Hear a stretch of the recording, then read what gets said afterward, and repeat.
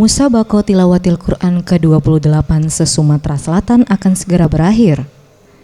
Final dari masing-masing cabang perlombaan pun sedang berlangsung. Dan dari beberapa cabang perlombaan sudah mengantongi nama-nama pemenang.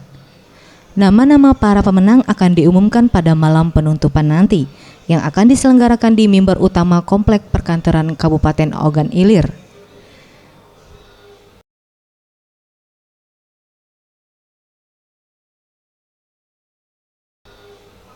Kabag Humas dan Protokol Kabupaten Ogan Ilir, M. Ridho Latif mengatakan, pihak panitia MTQ terkait sudah mengadakan rapat mengenai acara penutupan nanti.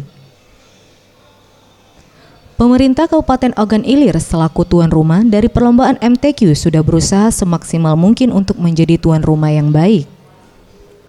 Pada kesempatan ini, kami terutama sebelum masuk pada acara inti, kami mengucapkan ribuan terima kasih kepada seluruh masyarakat Ogan Ilir yang telah turut memeriahkan MTQ ini. Secara umum persiapan penutupan kita telah mengadakan rapat dengan seluruh panitia terkait. Kita ingin penutupan ini akan tidak jauh berbeda dengan pembukaan. Alhamdulillah syukur dari awal persiapan hingga sekarang ini berjalan dengan baik. Kita berusaha menjadi tuan rumah yang terbaik dan kami juga yakin dalam perjalanan MTQ tingkat provinsi ini sebagai tuan rumah Kabupaten Ogan Ilir tentu masih banyak kekurangan yang perlu kita perbaiki di masa-masa yang akan datang. Sebenarnya tidak mulu-mulu harapan tuan rumah tentunya ingin juara umum, tapi itu semua perlu kerja keras, perlu persiapan yang sangat matang, dan tetap harapan kita ingin juara umum.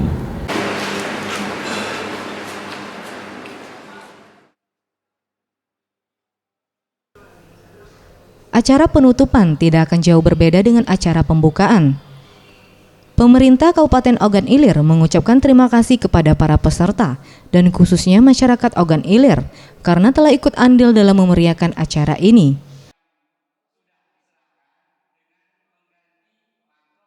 Tim Liputan Sriwijaya TV.